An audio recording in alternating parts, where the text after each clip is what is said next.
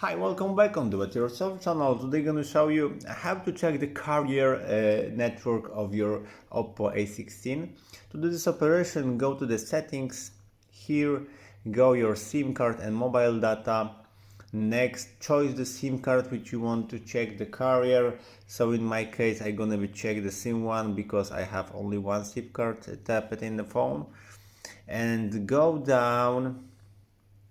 On the down you have option carrier, so I have a plus network here, it's named plus, so this is of my carrier here.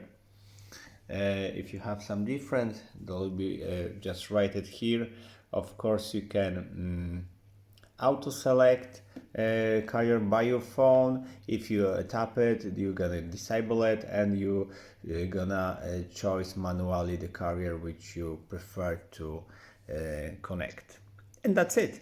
I hope the video is helpful for you. If yes, you can leave a like, leave a comment, and leave subscribe, and see you by next video. Hey.